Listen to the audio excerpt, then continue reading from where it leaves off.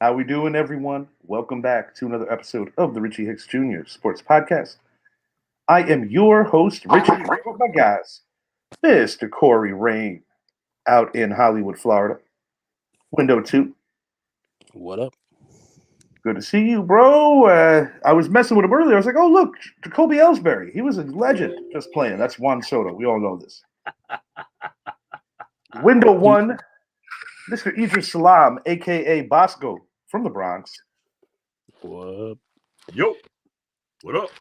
Window 3, it is me, Richie Hicks Jr., the host. On tonight's show, we're going to be hitting on a balk turning into a blast. We are going to hit on a shocking result in the Eastern Conference Game 2 first round matchup.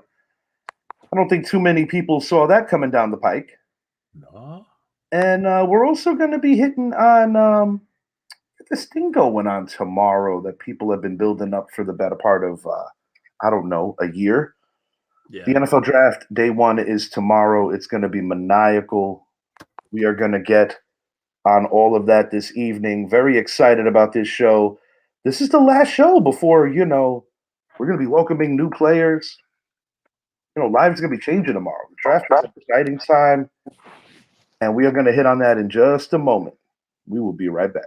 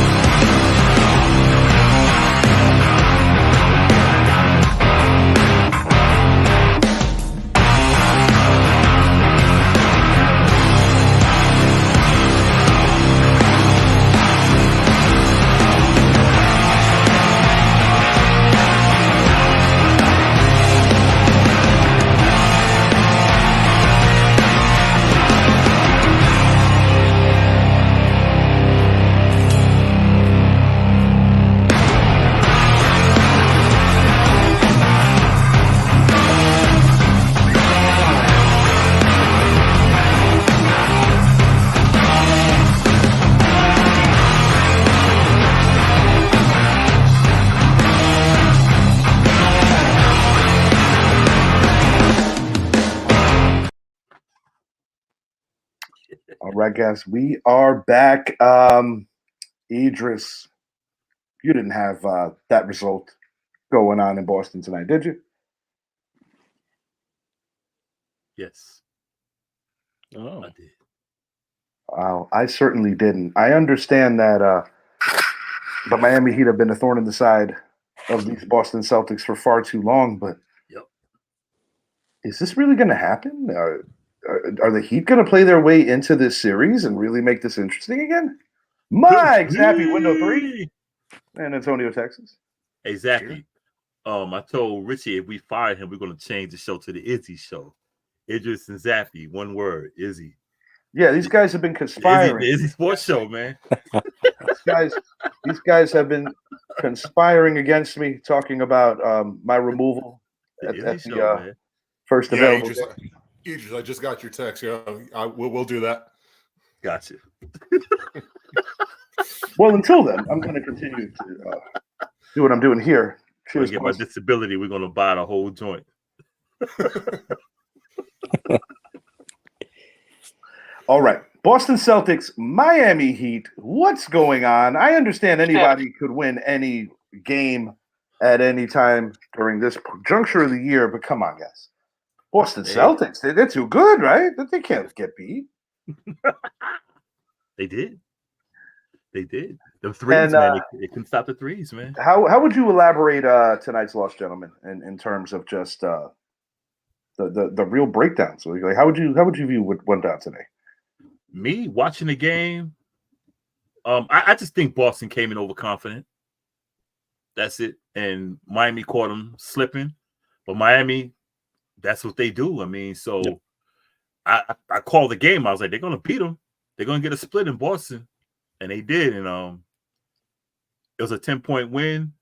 But looking at that third quarter, it wasn't that close. Miami came to play. They came to win. Yeah, definitely a bit of a shock. I mean, One thing that has been proven in recent history with this Miami-Boston rivalry is that it has not been very kind to the home teams. That's number one. You take it back to last year's series. That was wacky. Yeah. It seemed like the road team was going to just continue to win road games, elimination, facing it in the – it just – these playoffs have been entertaining, but they've been uncomfortably tight games. You looked at what happened with the Oklahoma City Thunder in their first game. Yeah. That was a little bit scary for them. But, I will say this. Yeah, Miami won game 2. Great. Are they really going to do this on a consistent basis where they're No. 43 from 30%? No. Absolutely not. They barely won by 10 and they made 11 more threes. Boston. Zappy, you're breaking up. Like that's just not. I don't see them. Zap, you're breaking up like an AI who got fed too much water.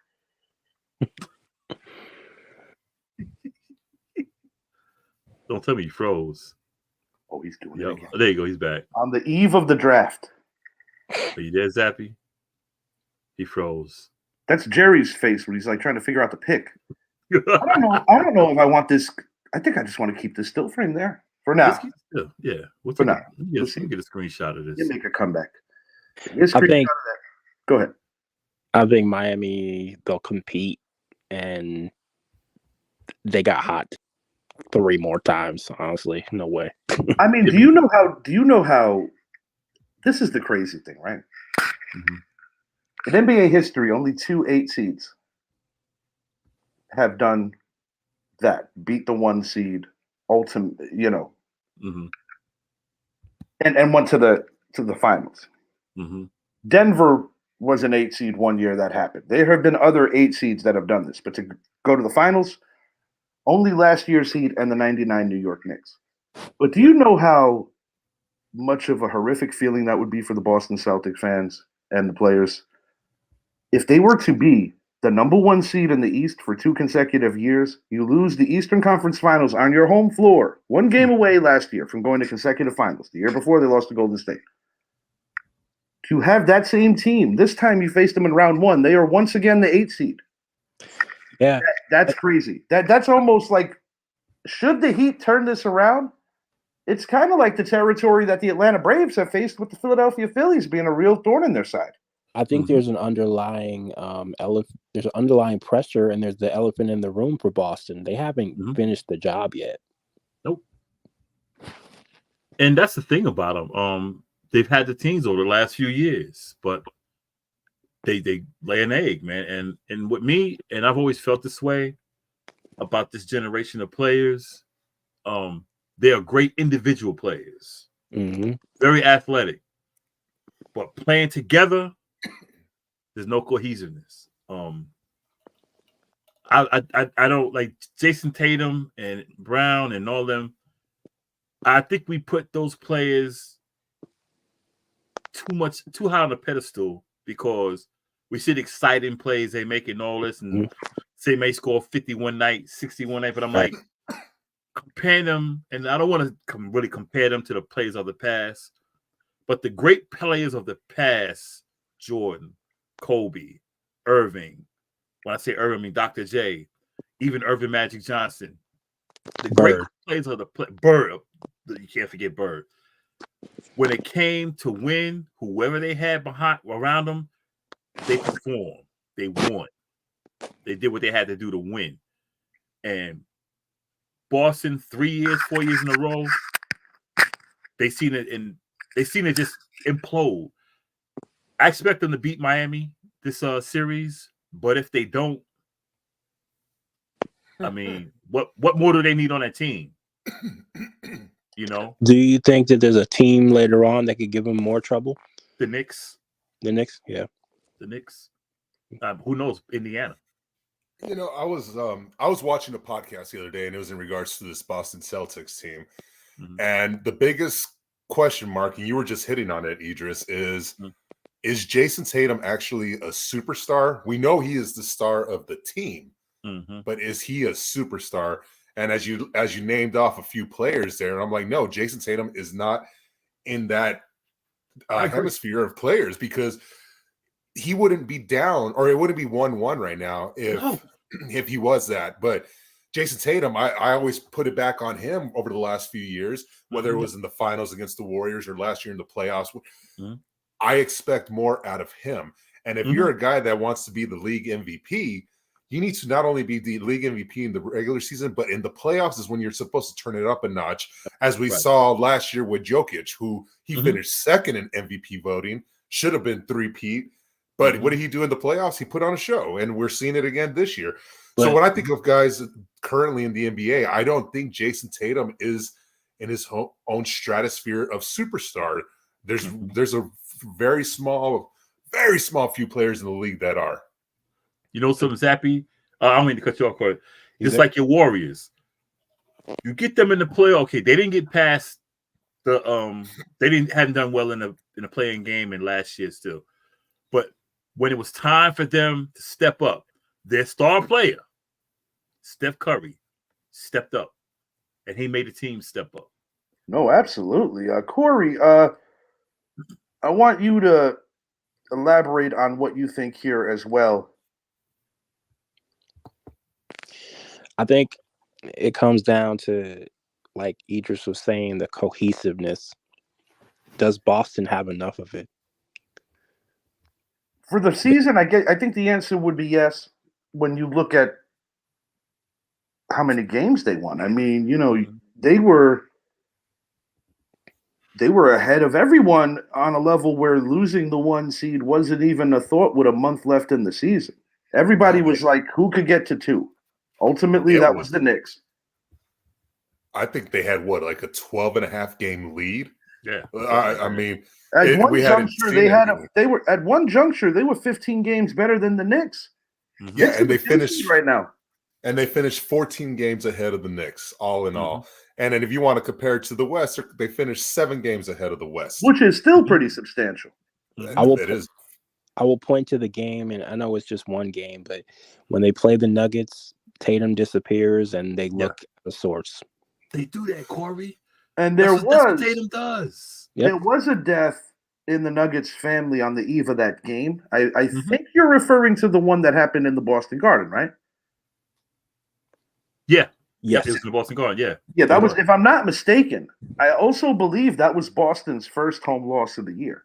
A place where they don't lose too many games to begin with. It was. But it was a big statement game. You know, Zappy and I the other night spoke about this in terms of I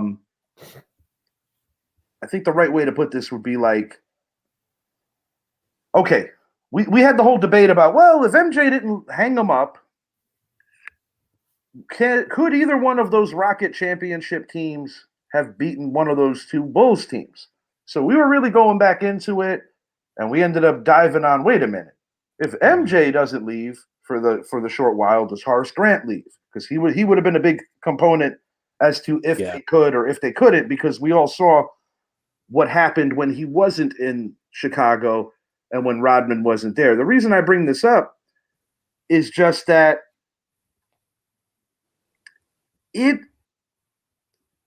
it's not going to be a good, favorable finish, because all that regular season stuff is beautiful.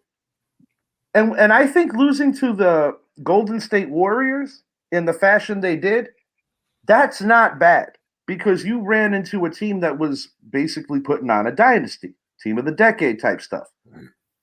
That is not bad. But when you start losing to 8 seeds in your own conference, it happened last year. Right now you're squared up. Right now you're going to Miami. And the one variable that does make this a little scary is the sheer fact that the Miami Heat, without question, have the best coach in this tournament. Yes. You know something, Richie? If you look at the teams, okay, look at the Lakers. Look at the Clippers. Who else can you say? Look at the Suns. Look at Boston. Yeah. Even look at the Pelicans. They have teams with multiple All-Stars. The Clippers have 4 guys that probably go to the Hall of Fame. The Lakers, possibility. you know, but look at the teams that beat them. The Thunder, who expected the Thunder to be as good as they are, they beat them. I mean, we talked about this in They a beat recent out the Pelicans, conversation man. off air, just with guys that put a bunch of great players together that don't have the cohesiveness. That's a magic word, the cohesiveness. Because you look at Go ahead, Corey. Look at the way the Nuggets play. They just exactly. There's no selfishness. Right. That's a big part of a champion. You look at those Bulls teams in the 90s, right? Mm-hmm. People love to make fun of their centers because whatever superstar center, whether it was Ewing, whether it was, I don't know, Rick Smits, Eastern Conference centers, Alonzo Mourning, Shaquille O'Neal. Okay. Mm-hmm. These guys used to have all kinds of great games against a trio of hackashackers, whether it was like Luke Longley, Bill Wenning. Bill Wennington looked like a guy that worked at Home Depot. Yeah. But the point is, the manager. The point is that, okay, so Ewing put up 30 and 10. Did we win the series? Right. Okay, so the thing is that you just giving an analogy. They had specialists, guys that knew their roles and perfected their roles. Whether it was that first three-peat, you had a guy like a John Paxson who was a literal sniper. Yeah, just shoot. The next three-peat with 2 seasons in between where the organization did not win a championship. Then they get 3 in a row again. More guys coming off the bench. You had a Judd Bushler. You know, or Randy Brown, who was a lockdown defensive guy. Take it back to the first three-peat again. You had a guy like a Stacey King, a Craig Hodges, who was actually blacklisted from the league. Ron Harper, second three-peat. The point to be made is that, you know, we talked about this too, the importance of the triangle offense. Everybody loves to give Phil a hard time, and he's like, oh, he won with Shaq and Kobe. He won with Scott. Those dudes didn't win until the Tex Winter triangle was being taught by Phil Jackson. That's not debatable. Yeah, rest in peace, Tex Winter. People don't give Tex Winter any credit. This man developed the triangle. Yeah. So basically, Phil applied that. Yeah. With the same way that he calmed down Mike. I'm just going to say, he says, bro, you got to be a better team player. You are the best player on this planet, but it doesn't mean that you know how to finish and win games. Exactly. Same thing with Kobe Bryant, especially. What was impressive with Kobe is when he won after Shaq, because Shaq, by most measures, was the 1A to the 1B of Kobe. But there was no mistake that Kobe was that dude, and Pau Gasol was his two with more supporting. He proved it. And it goes back to what I said at the beginning of the show. These players today are great players individually, but together, if you look at Denver, Jamal Murray, Joker, but after that, you're like, is Jamal Murray Hall of Fame player? A lot of those guys from depth, when you look at the depth of the team, these are not household names. Right. You might have more household names on the Los Angeles Lakers or on the Clippers, like you alluded to. Look at those Warrior teams. Dude, even my New York Knicks. People call that Warriors team. People call that Warriors team saying how they were a super team, but they drafted. They drafted Clay. They drafted Steph. They drafted Draymond. They gradually drafted these guys. They gradually improved over time. And then you bring in Iguodala, you know, Sean Livingston. Yeah. And then you build that bench. They kept coming at you because, you know, they just kept coming at you because they got the players they need to fill that team. No selfish players. The same with come on, man. So unselfishness and winning championships go hand in hand. It's very rare in any sport where you could get somebody that takes over on that level all the way, all day. There have been exceptions to the rule, of course. The Reggie Jackson 3 home runs off of 3 different pitchers in the World Series. Michael Jordan, the flu game. I think that kind of cemented just how great he truly was. There have been, I mean, shit, you even go back to before our times with Rick Barry with the Warriors, that kind of series, you know, to the real old school heads out there that might remember that. I certainly don't, but I do my history checks. Yeah, I remember. I give Steph credit. You know why? Small guard. But my bottom line, and I said it, And it's just one game. It is literally one game. Mm-hmm. But the thing is, this is the year that Jason Tatum has to elevate not only his game, but those around him. They went out and got Jaylen Porzingis. Brown. Don't forget Jaylen Brown. They gave him that big contract. That's correct. But Porzingis was the key in my eyes, not only for this team to get to the next level, but even doing something that gets overlooked in every stat line of every NBA game. How well did you shoot from the free throw line? That for a big man and his stroke, he is among one of the best free throw shooters of this era. For a big man, especially. Yeah. We'll see what happens. They should win. But my God, but if they go down 2-1, oh, this is going to get interesting. Yeah. Zappy's like in meditation mode, thinking about the draft. Yeah, that's exactly what I'm thinking about, actually. Oh, don't worry. We're not far off it. We are going to hit on the Yankees for a moment, and there is one other shout-out that I wanted to make. I actually wanted to mention it this morning. I will mention it now because I didn't have the time this morning. This is important for me to mention, and they're not even my team. But the Colorado Avalanche get some respect back. I don't know who saw game one, but it was embarrassing on the level of like, are we watching a professional hockey team that has a professional goaltender that is, it got so silly when I think about them emptying the net and how much time that was remaining in the game.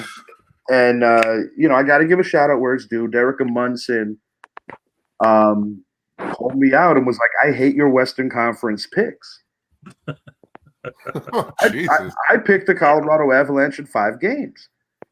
He also didn't have too many fond things to say about your Stars because there might be a Minnesota connection here with him, so that would make sense to me. But I can't. Do you remember Derek? Derek, what? Munson. That name sounds familiar, though. We're down 0-2, and Vegas has our number. That's just the history. Well, the point I'm making is, it's early in the playoffs. The Avalanche came back game 2, and when I saw that stat line and the shots on goal were pretty measured and a little more, it looked like something like if you played the old school NHLPA games on easy, or if you had no icing or some shit. Like that's how ridiculous that looked. And I'm gonna go on record and say it. I don't care. The Colorado Avalanche are still going to beat the Winnipeg Jets. I'm calling it now. They're going to win that series. I think they will. I think game one, game one was a damn. That was wild. That was a baseball game. Yes, indeed.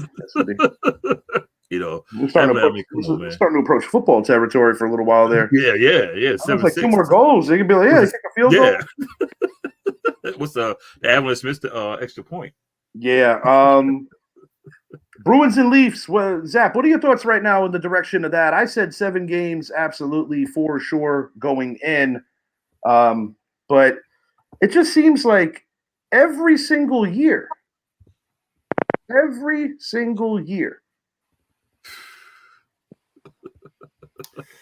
I think Boston's I don't think this one's going 7. Me neither. I think Boston's going to take this one. Yeah, they're going to take it down in probably 6, but it's possible they take 5. I'm going 6. I just don't see it happening. You talk about the Leafs, man. 6 games, Boston. Yeah, 6 games. They went on their home field, on home ice. I mean, yeah, absolutely. The Leafs, dude. When last time they won a Stanley Cup? Bro, they broke the Ranger drought. Like 19. Remember that big fight in Toronto? They were beating each other up. They look like German roaches. Like when they fight each other. Like German roaches. And they attack each other. That's what it looked like. Yeah, it's been about 100 years. It's not even that long. God. It's been a long time, man. Yeah, it was like rumor has it that shut up. Corey, it's Yankee time, and then we're going draft hard for the final half hour of this fiasco. Aaron Judge, much needed heroism today. Yes, sir. Corey fall asleep over there. He was like, Nah, I'm here, man. Oh, I was like, sure. I was like, these bitches ain't talking about baseball. What the hell am I here for? For real. Your thoughts on we're going to open this up with your thoughts on the game, and then we're going to open it up into a bigger conversation regarding this Yankee lineup. Okay. Good game. They did way better at tacking on runs tonight. That's been a big issue for them lately. Mm-hmm. Like they'll have one inning, they score a couple, and then they just don't score again. Yeah. And then it allows teams to stay in it, even if they're a bad team. Yeah. Tonight they kind of put an end to all that. They tacked on the runs, and the pitching was good enough, and they actually saved some of their key bullpen pieces tonight too, so that was good.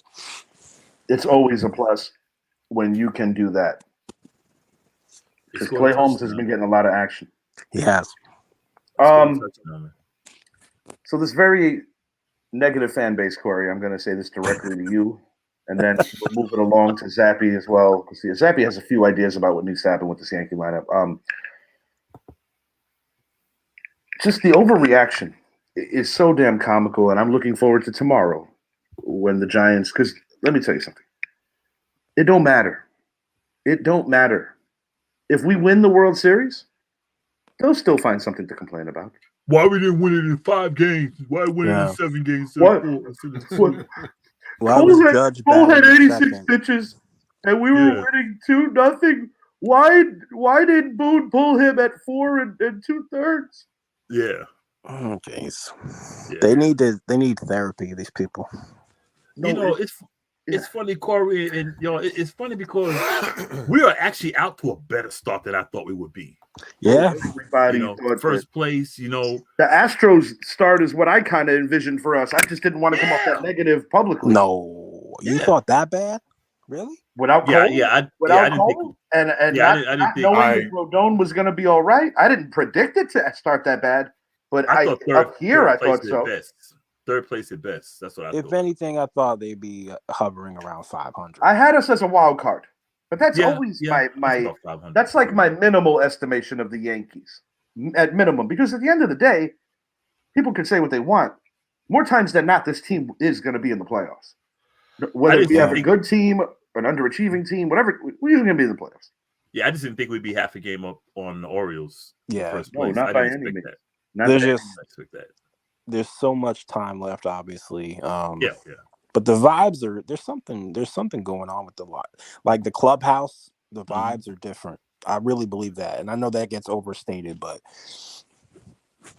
it's a big deal with Cashman and Boone too, because if Juan Soto helps us deliver a World Series, and if we lose him in free agency, it just doesn't hurt the same way. No, I personally think we're going to figure out a way to keep him zappy. Yeah. I have mentioned this to Corey in not so distant past. Judge batting third. He's shown a couple of glimmers here and there, but you want him back at second if you're running the ball club. I want him back at second, and I want Soto after him. It changes the way the pitchers are going to approach Judge at that point. Mm-hmm. We know Soto is one of the greatest hitters. Let's get that straight. Judge is one of the greatest power hitters. Mm-hmm. I will all day say that I would rather have Judge at 2, where he played last year, where he's played a lot of his career. I think it's a necessary protection, because this is the thing, right, Zap? When you don't hit for the same average, like say what Soto will, or has been, I should say. Because Soto had a couple of off years too, but I think it had more to do with lack of interest and environment. This is a great Yankee environment, to Corey's point about clubhouse. But when you are expected to be the guy with the lesser average, you want that protection. And to your point, in the 3, how are they going to pitch him? Literally one word. It starts with a P. How are they going to pitch him? Yeah. Where'd you go? Yeah, I think I understand what you guys are saying, but I think it's a little too soon to start doing anything like that. You don't want to DFA him yet, right? No, if he didn't homer tonight, I would have considered it. But I want back. I break it up. I want back Gallo. I want Hicks back, my namesake. We're bringing him back too. Then I'll develop an alcohol problem, but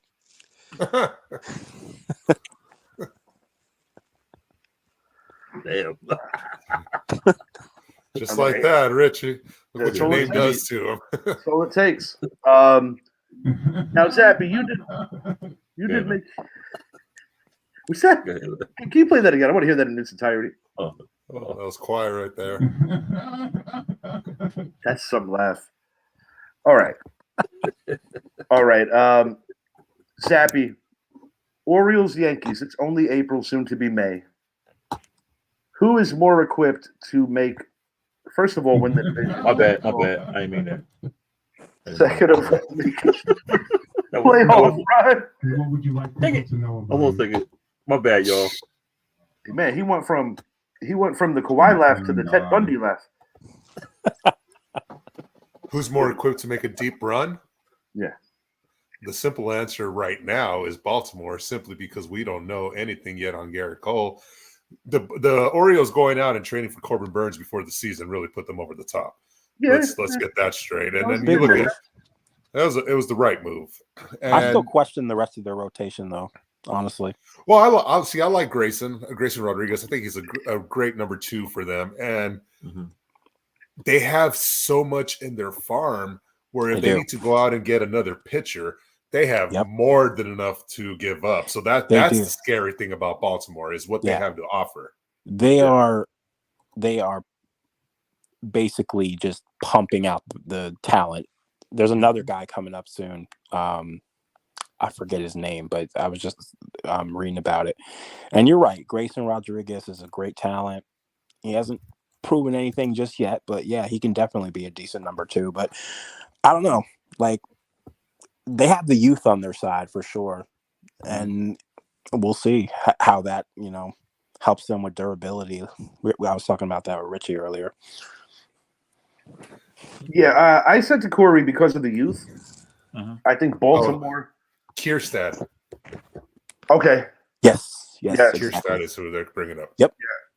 Yeah. I said to Corey pre-show that because of Baltimore's youth, I think they are more likely to see this to the end. And shout out Chris Dixon, Baltimore fan, as well as Corey made mention of it too. These guys are so young; they're not necessarily feeling the bigger pressure of what it all means, because last year getting their brains beat in by your team, Zappy, the Texas Rangers, kind of like a baptism under fire. I actually believe that was a positive thing for them because it was invaluable lessons learned and a growth that every team has to go through. I also just think that baseball is so unpredictable that, like, even if the Yankees don't win the division or the Orioles don't win the division, we don't really know what happens after that. Right. No, we don't. Right. Well, I mean that's a reasonable take. Mets. Oh boy, they're so up and down. They beat the crap out of the Dodgers. Their fan base is putting their chest out. Then they lose 2 out of 3 to the San Francisco Giants, if I'm not mistaken. Yep. They lost the last game of the Dodger series. First 2 of the Giants.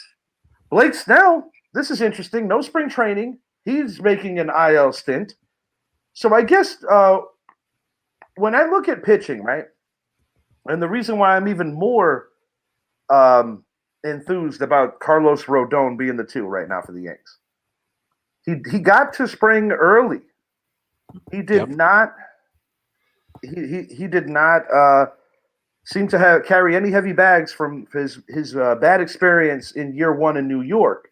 Now, on the contrast, the Scott Boras guys, Jordan Montgomery, Blake Snell, these guys missed a big chunk of the spring. And Bellinger's also hurt. Bellinger. That is correct. Before we hit NFL, one last thing, Corey.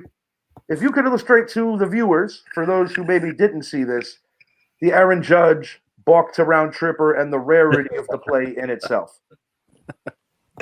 So basically, Aaron Judge was struck out on a 99-mile-per-hour fastball on the corner, and the pitcher was called. A balk was called, so the pitch didn't count.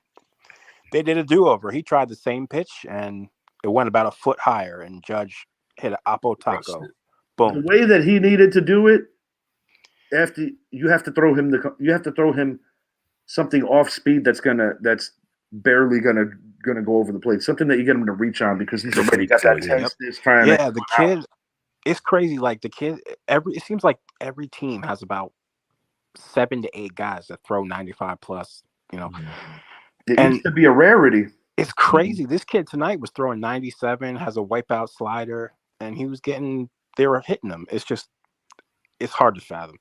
To put it in perspective, like in terms of the entertainment portraying baseball, when Rick Wild Thing Vaughn reported to camp after he broke the dummy there.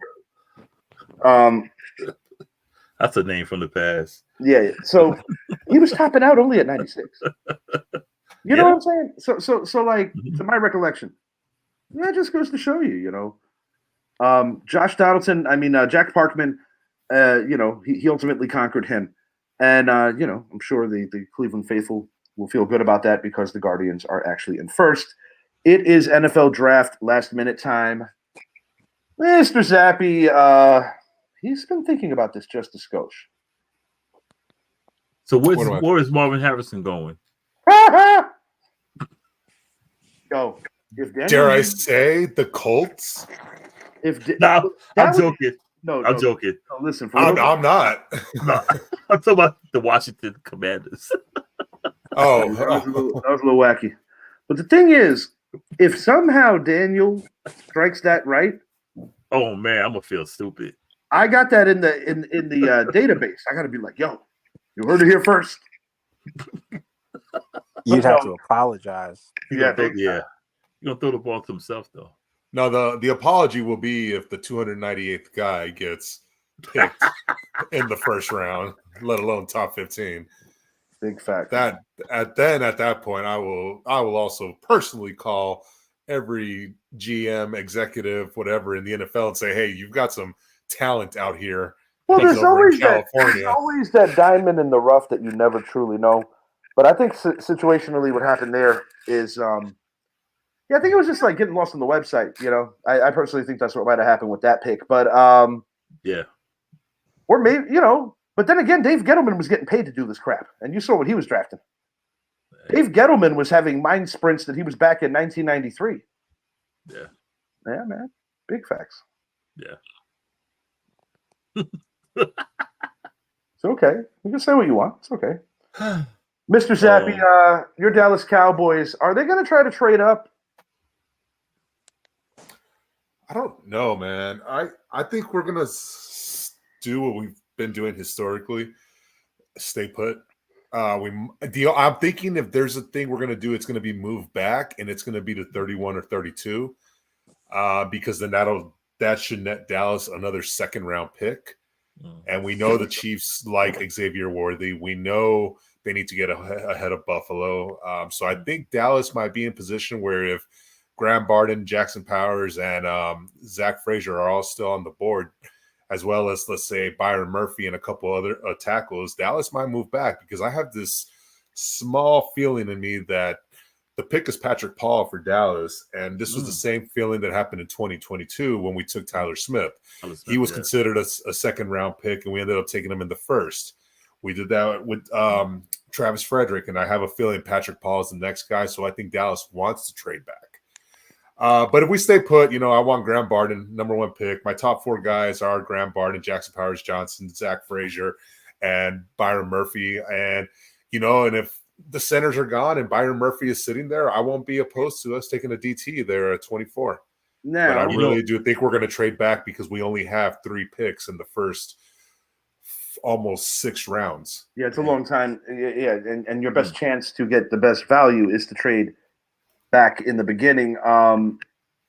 It's been a big topic all over social media amongst Giant fans and NFL fans alike with a potential infatuation with Drake May and the Giants brass.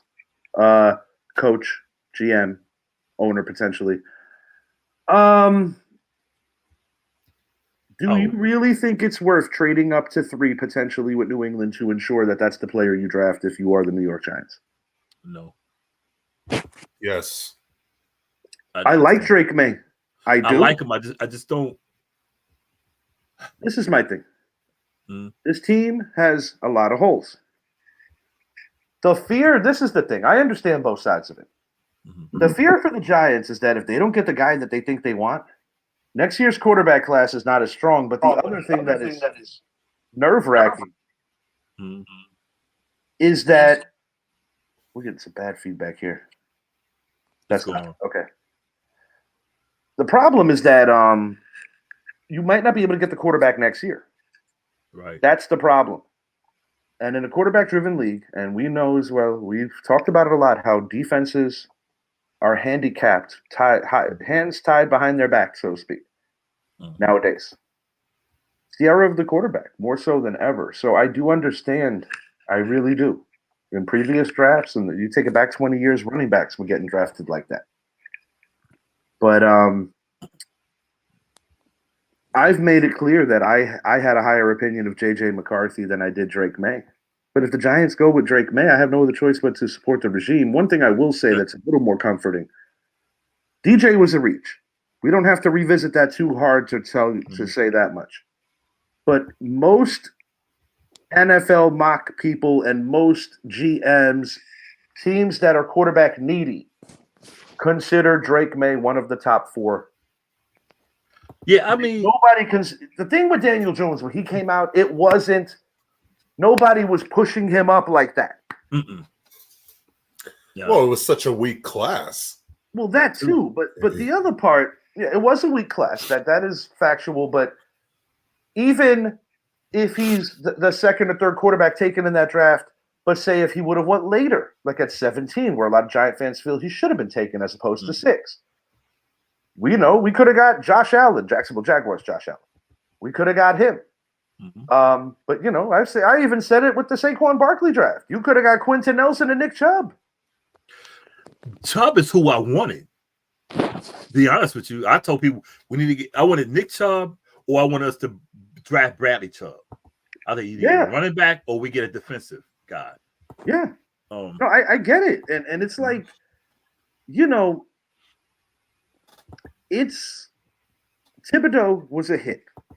Deonte Banks, that was a good hit. Free agency wise, okay. Bobby Okereke, I think it's safe to say that he had a hell of a year. I like what they have on that side of the football. That's another reason why, I'll be honest, I've been watching Giants football a big chunk of my life. Last year, you could make a logical argument that might have been the worst offense a Giant team has put out in my lifetime. And we've had some bad offenses in the past, or at least bad quarterbacks. This was just a collaboration of all things bad. Because, I mean, maybe in the 90s, post-Sims, you had some bad quarterback play, but you still had a workhorse like a Hampton. You still had a good O-line. You still had a good defense. But this was different. Part of it's schedule, part of it's injuries, part of it's just shit luck. But and part of it's lack of talent. That has to be spoken about too. But all I'm going to say is if the New York Giants trade up, they better get it right. Because naturally, you're not going to have a good year one. Right. And I'm not even talking about Drake May. He might be sitting all year, or whoever it is. Yeah. I'm talking about this particular team. It should not have that great of a year. So if you're going to suck, you want to cash in the next year at the draft. That's why I don't like trading up. Because if you have a crappy record, you can't even cash in and get rewarded for not being good. I think if we trade up, I think if we get Drake May, I think he'll sit. Because we still got DJ coming back. Oh, there's absolutely no way he sees the field unless if it's the final month of the season. Yeah, he'll sit. Now, Drake May, I think my thing about him, other than being from a basketball school, I watched him basically the whole season. And he did a lot of good things. The problem is he tends to play hero ball. And he'll rush passes and do all that. And the level of competition in the ACC, it's not all that. And that's my fear with him. Because see, it was the same thing with Jameis Winston and Trevor Lawrence. I said, I don't trust them too because it was saying with Marcus Mariota. I said their level of competition. Okay, Clemson. He won a thing with Clemson, but I said same thing I always say with Alabama quarterbacks. They're great because of the people they had. They had blue chippers all across the board. Yeah, when you have 5-star athletes, yeah. Sometimes a lot of those guys don't know how to deal with adversity. Right, and I said Jameis Winston is going to be the same way, and that's my fear with Drake May. Is just the level of competition around that he's faced, and this his is completion rate is not. He's not. This is the thing. This is the thing that concerns me. Mm-hmm. A lot of people pissed me off in the Giants fan base. Yeah. By claiming that J.J. McCarthy is nothing more than a game manager because he executed the coach's plan in the national title game. The Harbaughs, what do they do early, often, and foremost? They run the freaking rock. They run the ball. They run the ball.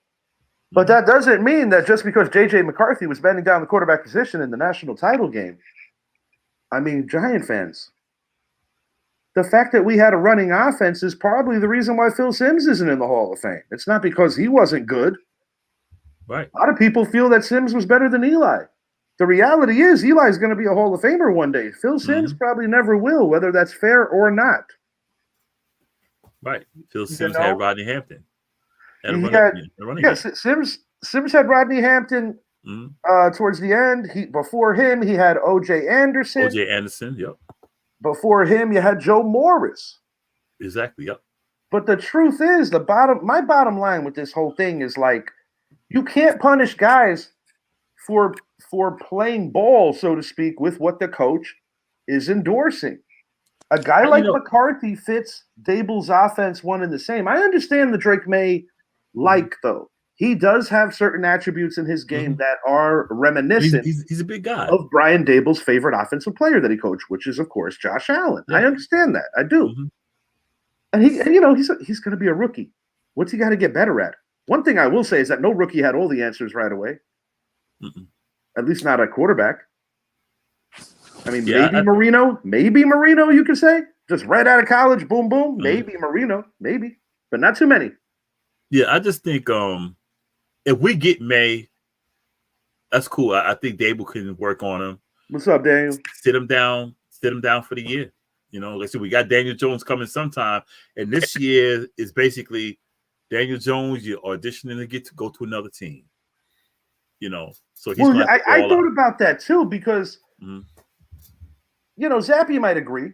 I think he said this in the past. It's like if Daniel Jones balls out, that's a good case for scenario for the Giants because I agree.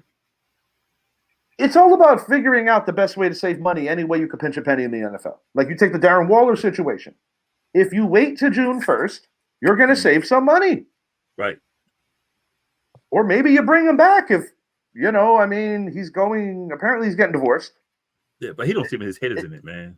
Well, not too many men are when they get divorced. I mean, was Tom Brady's head in it? He's the greatest to ever do it, at least according to Skip. But he was better than you. Like, I didn't know Tom Brady was a friggin' tight end. You know what? I'm gonna change this. I'm gonna change the subject real quick. Marvin Harrison is drafted number 2. I'm Nostradamus. Okay. No, look, I'm gonna ask one question for you guys, and this is in regards to the GOAT. Thanks for being a good sport, Daniel. I appreciate you, bro. What's up, Zach? All right. Some say Brady's the GOAT. Some say Montana. 4-0, 7-3. If Joe Montana goes to 10 Super Bowls, does he go 8-2? Depends who he plays. Depends on who he has. It's impossible to. No, we can't say that depends because Tom Brady did it with so many different people. Oh, I'm not saying Montana's the GOAT. I'm not saying I would. I'm putting Brady over Montana for the fact that, like you said, Brady, he made his players. Look, I mean, he didn't have number 1 draft pick at receiver and stuff. Corey Dillon came there. He got Corey Dillon championship. I'm giving it to Brady. A lot of guys championships. Yeah, I'm gonna give Brady the edge because he may do with what he had. And people talk about how he was soft. Brady was tough. No, Brady was tough too. Brady took hits and got his ass up. I think he played with less talent. Yeah. At I least like him to Montana go. was on he some of played the with great less talent on the offensive end, but on the contrast, on the flip side, Tom Brady has had more top 10, top 5, top 10 or better defenses. Yeah. More of those than any other quarterback in league. That's why I think it's complicated and you can't just count rings. No, there's a lot of That's metrics. why you based on what they did, and by what they did, by what Brady did, his numbers. Let's take away the defense. By what he did himself, I put him up there. This is my thing with the whole comparison, even this far removed. The easy answer is Brady because he has all the rings and the longevity. But I'm gonna come with the devil's advocate aspect of this. Similarly to how we always compare Mike and Kobe and say if you switch the heads, it's almost the same damn player. Almost. They still got the edge. But this is my thing. If Tom Brady is drafted in 1979, and if Joe Montana is drafted in 2000, does Joe Montana play 20 years and Tom Brady play, what, 12 or 13? Yeah, you got a point there. You know what I'm saying? Because just like how we could celebrate phenomenal stats, which is deserved. But one of the reasons why Brady had such a long career was because he can get the ball out in less than 3 seconds. And that's something that you can't. That's something that he also played under more favorable rules. The rule variable I have to agree with because I get irritated with certain people that are Montana haters or just don't know any better. Oh, he had Jerry Rice. Yeah, cool story, bro. Do you know Jerry Rice got drafted from Mississippi Valley State? Joe Montana already was a 2-time Super Bowl champion. A lot of people forget that. My thing with it is, I don't like the era stuff. I don't like it when they compare records broken. Because I said, like, whatever record Johnny Unitas has, I still give him credence to that because of the era he played in. Yeah. So when Drew Brees broke his record, he broke his record based on the rules. Yeah. Because if like you just said, if you switch people, it's just like Dan Marino. Kings just beat the Oilers. I'm listening. You put Marino today? Oh man. Well, that's what I'm saying. I mean, Marino was putting up those kind of fantasy numbers in an era that was very Dan Fouts. I think Marino was the best talent of his era. Oh, no question. I mean, it's kind of like similar to Peyton. Running game. Not many people are going to say Brady was more talented than Peyton. No. But he was a better winner. There's a lot of variables. But better winner, better teams overall. Yeah. Better coach. And who consistently had the better defenses? That would be Tom Brady. Yeah, absolutely. And I have a question. Go ahead. No, so I know we got sidetracked with this. I'm going back to draft. Which team intrigues you guys the most out of the NFC East? It's got to be the team that we haven't seen win anything since 1992. Yeah, I got to go Washington, man. My follow-up question to this is, will Washington do what they did before, and will they be taking Jaden Daniels and then maybe like a Michael Pratt later? I'm thinking they're taking because Daniels is talking Washington. No, I know. Yeah, but will they take two? We saw them do it with Kirk Cousins and RG3. That's a good question because they need 2 quarterbacks. Because they don't have Brissett. They don't have Thurston Howell anymore. Sam Howell, that is. So, knowing Washington and their history, it wouldn't surprise me. Or they just get they need a backup. They're going to need a backup. Or Harrison. They don't have one. I mean, honestly, you just never know because the weird thing with the draft is like, I said this to Zappy on our draft show. This is one of those years where every pick from 1 to 10 is being so fiercely debated, more so nothing feels guaranteed. Because let's be honest, gents, undeniably, unequivocally, do you completely believe that Caleb Williams is absolutely going to be the number 1 pick for the Bears, or is something weird going to happen? Oh, 100%. He's the pick. I think he's the pick. But he is the pick. Okay, so thank you for confirming that the Bears are going to continue to be bad. I have a weird kind of off-topic question. It's not off-topic. It's still football, but real quick. Yeah. When you have a great quarterback wide receiver tandem, which one gets more credit? Quarterback. It's always the quarterback. whether it's fair or not, it's going to be the quarterback more times than not. So do you think are they great because say of the quarterback, or is the quarterback great because of them? That's what no. I'm saying. I'm gonna say that's a case by case because you look at guys. Jerry Rice played for a few quarterbacks, and they all looked good with him, even when he was with Seattle. Montana, Rice is still a Hall of Famer. And then you take. I think Randy Moss, another guy. Terrell Owens, another guy. He made quarterbacks better. I'll even say Amari Cooper makes quarterbacks better. I think they give. No, I think they. What I'm saying, I think they give the quarterback the credit. Zappy, now making them better, yeah, I say the receiver, but I mean, credit wise, I think they always give the quarterback the credit. Quarterback's better. Just credit. Growing up, should have helped. Yeah, just credit. That's all. Can you think of a wide receiver that wasn't as good without a great quarterback? Oh, there's plenty of those running around. Yeah, there's a lot of those. The quarterback more times than not is more valued. DK Metcalf. Yeah, you can't throw the ball to yourself. Yeah, DK Metcalf is a guy who balls no matter who the quarterback is. Yeah, I agree. No, you have guys that do it no matter what. But at the end of the day, especially in today's NFL, I mean, hell, Mark Duper, Mark Clayton. Do you think the Marx brothers have that career without a Dan Marino? That's a reasonable question. But they didn't have running game, so he never had a running back. He was his best running back. Ernie Parmalee? Kareem Abdul-Jabbar? Yeah, my boy John Avery, Ashel on John Avery. Yeah. That's it. But I want the Giants to just do what's responsible. I don't like the idea of jumping. Like I said, the Commanders, I think they are the most intriguing because of the fact that it's a new ownership situation. Yeah, they just gutted the whole team and said we're starting over. As they needed to because it wasn't working. But they didn't gut the whole team though. They gutted the crap out of there. Commanders are going to be a good team. Well, I think they will be. They're going to be a good team. Way too early. Pre-draft, pre-injury, all this crap. It's still between Philly and Dallas this coming year. I don't think the Commanders are going to be close enough yet.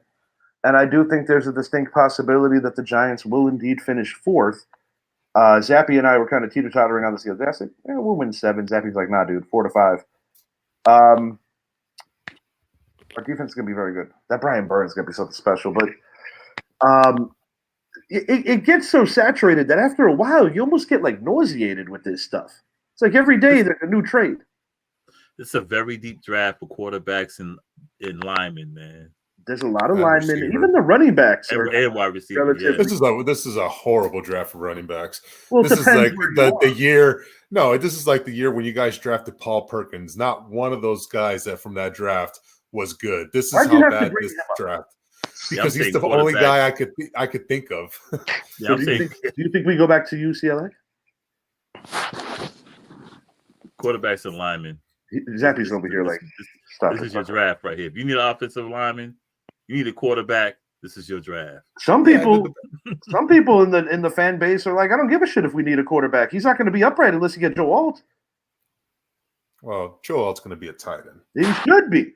That's what logical thinking would suggest. He'd be a hell of a tight end too.